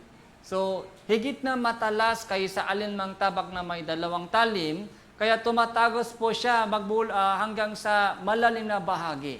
여기 홍과 영과 및 관절과 골수가 바로 각 사람 나의 전 인격이에요. Yung kaluluwa, espiritu, mga kasukasuan at ng utak sa buto, ito po yung lahat ng mga bahagi sa isang tao. 나의 모든 것입니다. Lahat sa atin. 그걸 찔러 쪼개버려요. So, pinaghihiwalayan po. 변화시킨다 그런 뜻이죠. So, ibig sabihin, binabago po niya tayo. 그래서 말씀은 수술 칼인 거예요. Kaya yung salita ng Diyos parang isang mga mesh na ginagamit ng doktor sa operation. 이 칼은 좌우에 날이 있어요. So may dalawang talim sa isang tabak. 이 하나님의 말씀을 칼이 이렇게 지나갑니다. Kaya ganito po yung mga tumatakbo ng yung talim ito. 잘못된 것들이 다 베져 버리겠죠. Kaya yung mga mali sa ating pamumuhay ay tinatanggal. 이 말씀을 칼이 또 이쪽으로 휙 지나갑니다. Tapos pag ganito po yung mga yung talim. 이쪽에 잘못된 건 다 피해져 버리겠죠. Yung mga mali po sa bandang ito ay tinatanggal. 이게 말씀의 칼이에요. Kaya ganito po yung mga kilos ng salita ng Diyos. 그래서 관절과 골수, 홍과 영까지 다 찔러 쪼개버려. Kaya yung mga malalim na bahagi sa ating mga kaluluwa espiritu, kasukasuan at utak sa buto ay nabibiyak. 의사가 수술칼로 수술해가지고 그 잘못된 병균, 잘못된 것들을 다 고쳐버린 것과 같은 이치예요. Kaya ginagamit po ng doktor yung mga talim para para magaling yung mga pasyente. 하나님의 말씀은 그런 능력을 갖고 있다 그런 뜻입니다. Doon sa salita ng Diyos, meron pong ganitong kapangyarihan. 각 사람 나에 대해서 Kaya bawat isa sa atin. 너무나 감사하지 않아요? So napapasalamat po tayo. 그래서 고린도후서 10장 4절 5절에 이렇게 말씀이 되어 있습니다. Pangalawang Korinto chapter 10 verse 4 hanggang 5. Sapagkat ang mga sandata ng aming pakikipaglaban ay hindi makalaman, kundi makadiyos na may kapangyarihan, makagiba ng mga kuta, aming ginigiba ng mga pangangatuwiran at bawat palalong hadlang laban sa karunungan ng Diyos, at binibihag ang bawat pag-iisip upang sumunod kay Kristo. 우리의 싸우는 병기가 뭐겠습니까? So, ano po yung sandata na ginagamit natin? 전쟁의 무기가 뭡니까? So, ano po yung sandata na kailangan sa pakikipaglaban? 말씀입니다. Salita ng Diyos. 말씀은 이런 일을 해요.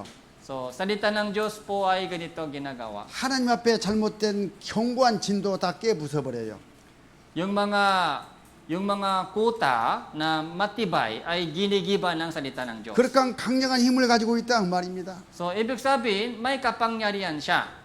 그러니까 그렇게 강팍한 사람도 대적하던 사람도 말씀을 떠듣고 떴다 보면 구원이 받아지잖아요. Kaya yung mga katigasan ng mga puso, yung mga matitigas na ulo, kapag nakikinig po sila ng salita ng Diyos pa ulit-ulit, so nababasak po yung kanilang katigasan. 말씀이 그 일을 하셨던 겁니다. So, ang salita ng Diyos ay kumilo sa Kanya. 어떻게 그 일을 하셨느냐? So, paano? 5절이 바로 말씀이 하신 그 일의 내용이에요. So, yung verse 5, ito po yung ginagawa ng salita ng Diyos.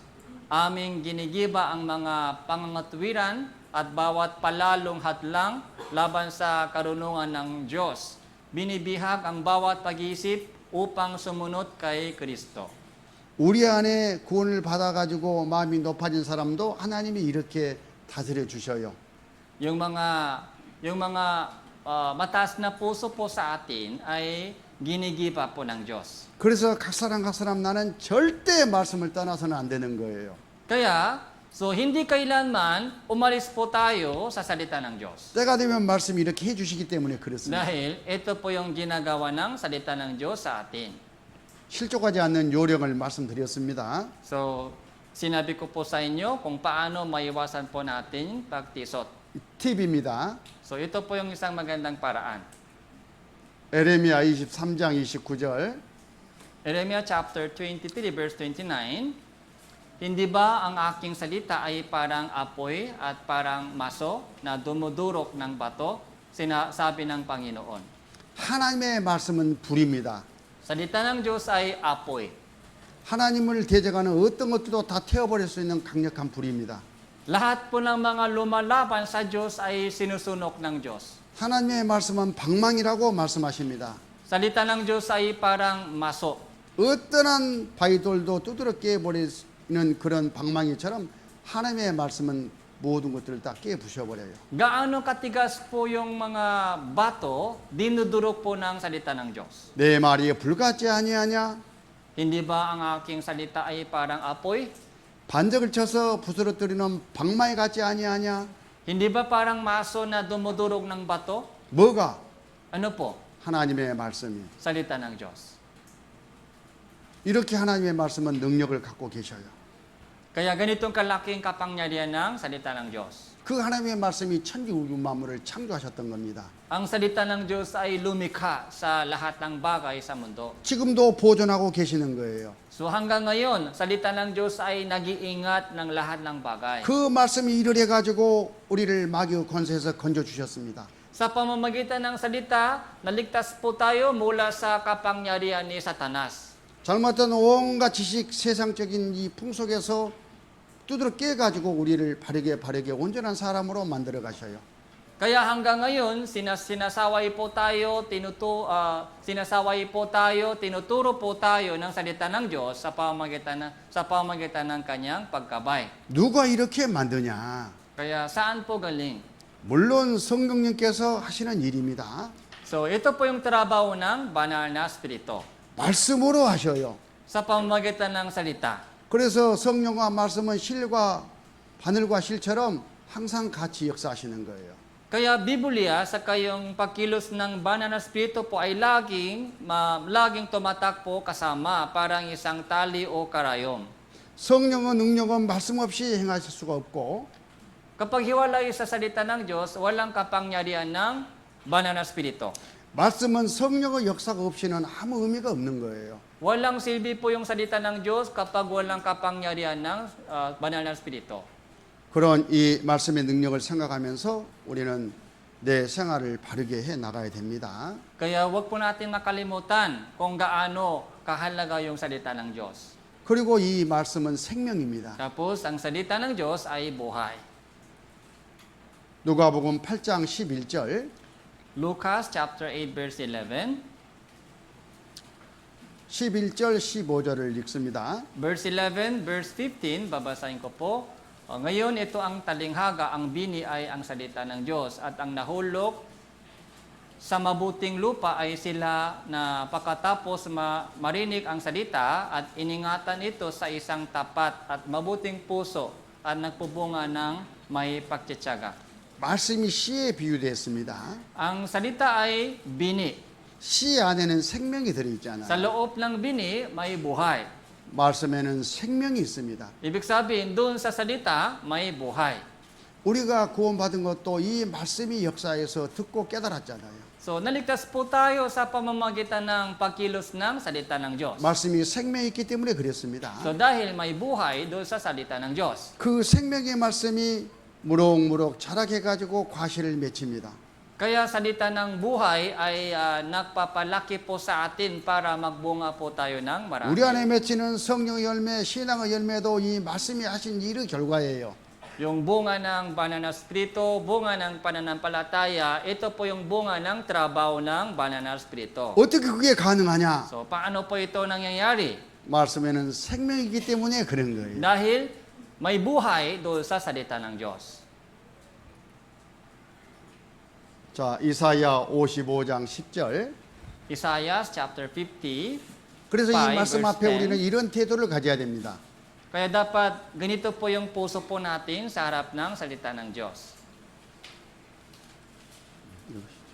Verse 10 and 11, sapagkat kung paano ang ulan at ang niebe ay bumabaksak mula sa langit, at hindi bumabalik doon, hindi dinidilig ang lupa, at ito ay pinasisibulan at pinatutubuan, at nagbibigay ng bini sa magkahasik at pagkain at kumakain.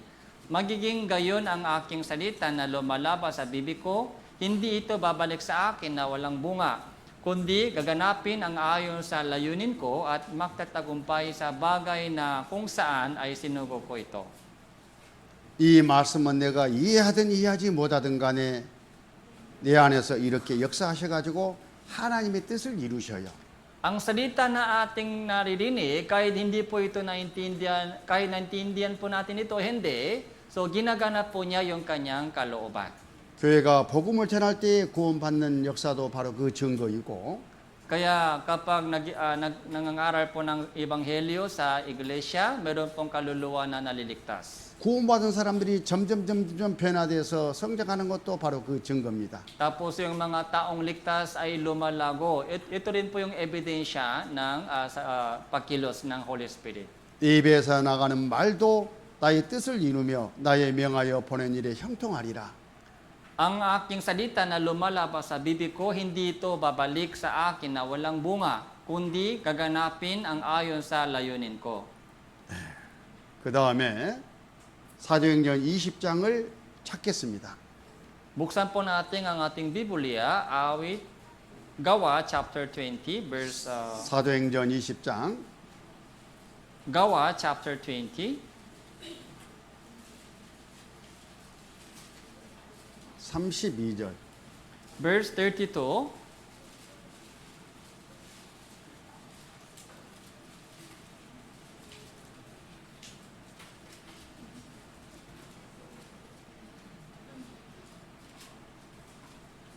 읽으시죠. Babasahin ko po. Ngayon, ipinakakatiwala ko kayo sa Diyos at sa salita ng kanyang biyaya na makapagpapatibay sa inyo at makapagpibigay sa inyo ng mana na kasama ng lahat ng mga ginawang banal. 바울 사도가 3차 전도여행을 마치고 예루살렘으로 돌아오는 길이었습니다. Si Apostle Pablo ay pauwi na po siya sa Jerusalem pagkatapos ng ikatlong mission trip. 그때 에베소 교회 사역자들을 불러서 모았어요. So tinawagan po niya yung mga leader sa iglesia ng Epeso. 그리고 사도행전 20장에 이런 설교를 하십니다. Tapos ganito po yung mga lesson, ganito po yung kanyang mensahe para sa kanila. 그리고 교회를 부탁해요. Tapos ipinakatiwala po niya sa kanila ang iglesia. 우리 생각에는 감독, 사역자, 목사, 장로, 봉사회장, 어머니회장 이런 사람들한테 너희들만 믿고 간다고 부탁할 만하잖아요. Sa ating konsepto, sana ipakatiwala niya sa mga leaders sa iglesia, mga pastors, yung mga diakono, yung mga elders, yung men's group leader, women's group leader. Sana paalagaan niyo po mabuti yung iglesyang ito. 그런데 주함이 그 은혜의 말씀께 부탁한다고 말했습니다. Pero sinabi po niya, ipinakakatiwala ko kayo sa Diyos at salita ng kanyang biyaya. 말씀께 부탁한 거예요. Ipinakatiwala po niya sa salita ng Diyos. 그 말씀이 너희를 든든히 세우고 거룩하심을 입은 모든 가운데 기업이 있게 할 거다 이렇게 말했잖아요. Sabi niya, ang salita ng Diyos ay makapagpapatibay sa iyo, makapagbibigay sa iyo ng mana ng kasama ng lahat ng mga ginawang banal. 말씀의 절대성을 말하는 겁니다. So nabanggit po niya kung gaano kalaki yung kapangyarihan ng salita ng Diyos. 우리 이 시대에도 말씀이 교회의 가장 높은 위치에 가 계셔야 돼요. So ganun din po sa ating panahon, ang salita ng Diyos ay dapat na sa pinakamataas na posisyon. 말씀에 대한 그리스도인의 자세에 대해서 좀 살펴보겠습니다. So tingnan po natin kung ano ang tamang puso natin sa harapan ng salita ng Diyos. 데살로니가전서 2장 13절을 보십니다. Unang Thessalonica chapter 2 verse 13. 직접 한번 찾아보시죠. So tingnan po natin yung buksan po natin yung ating Biblia.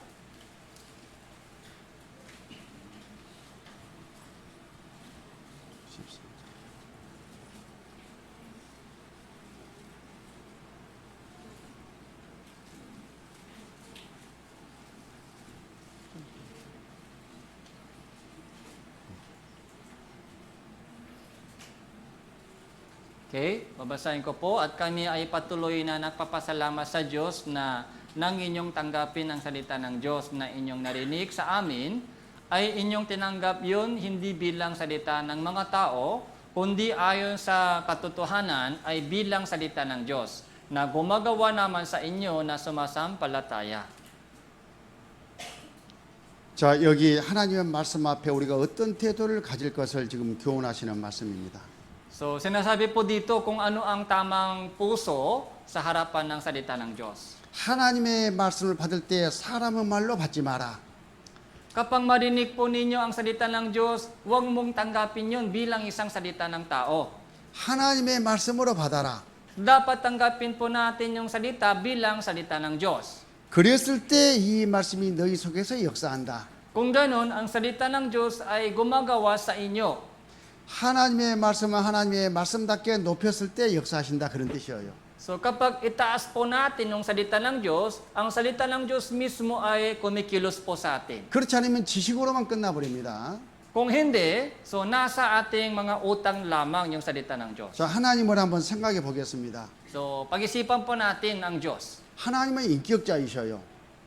So, ang Diyos po may yung pagkatao. 우리가 똑같은 인격을 갖고 계신다 그런 뜻입니다. Katulad po natin, meron po siyang pagkatao.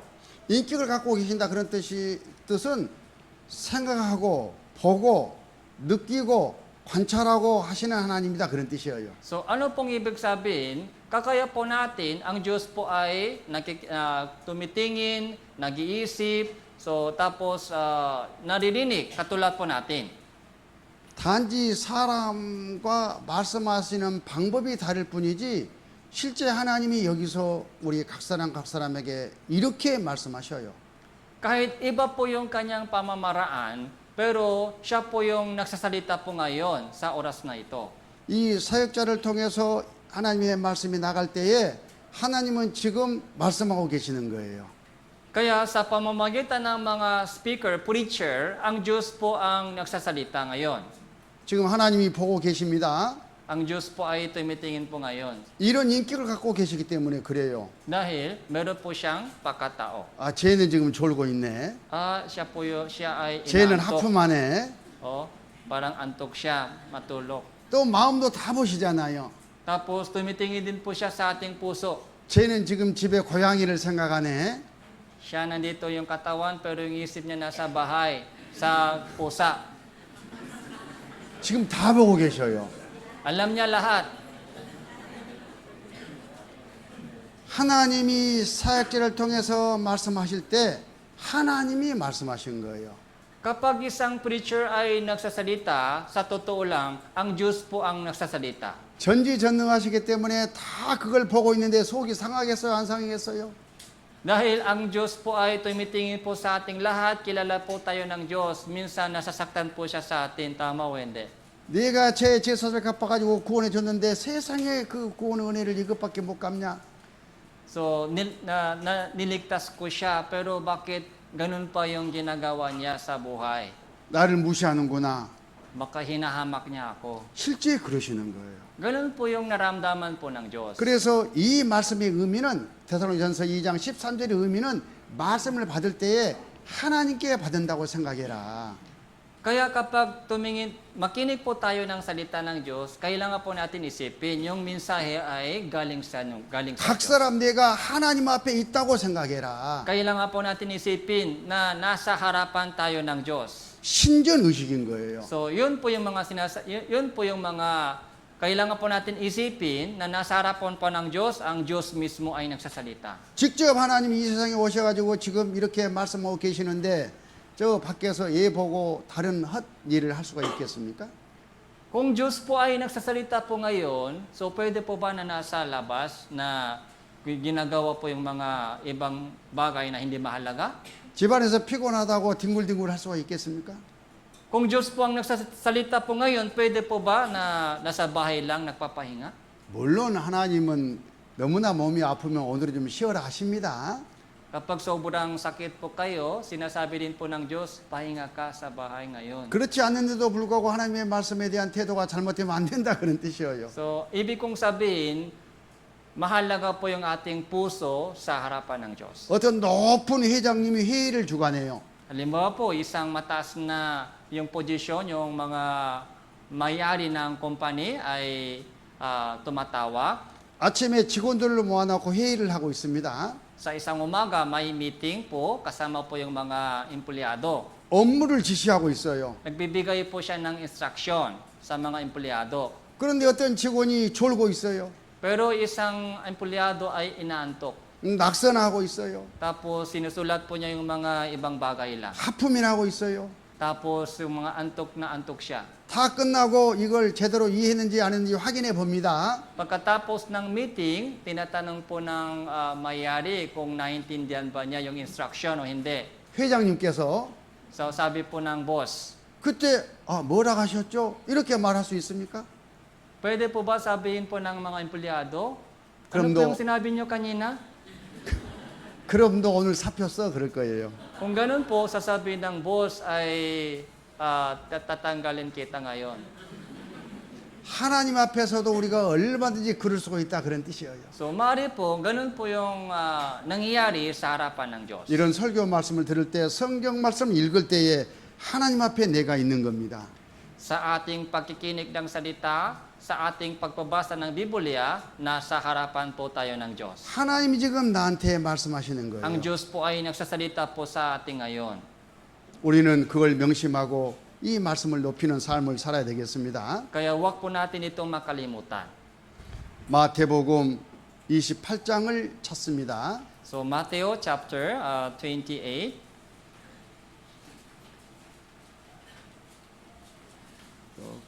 마지막 말씀 마치고 Matthew chapter 28.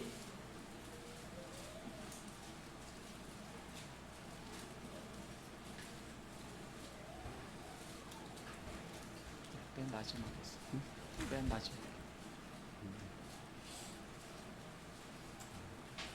이건 좀 안 해도 되니까. 네, 맞아요.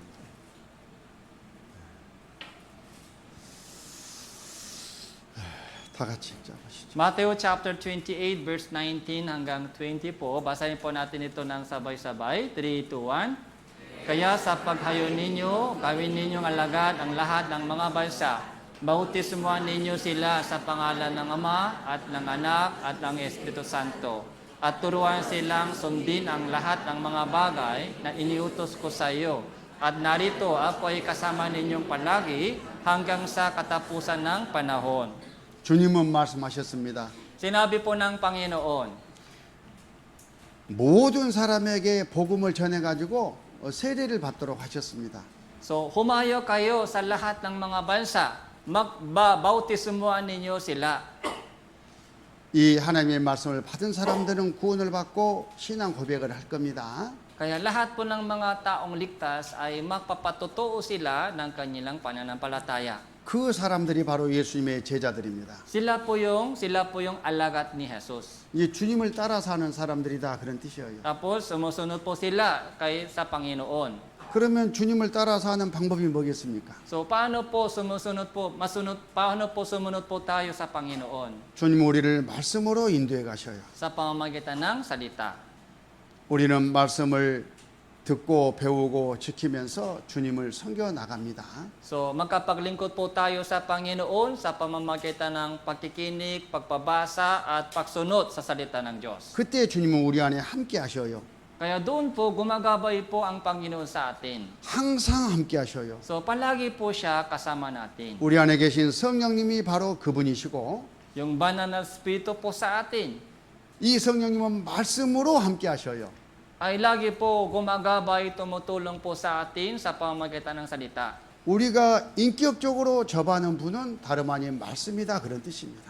Kaya yun po yung mga pakilos ng salita ng Diyos sa atin. 우리 신앙이 바르고 또 교회가 성장하려면 이 말씀 안에 우리가 딱 굴복하고 복종하고 나가는 것이 중요합니다. Kaya para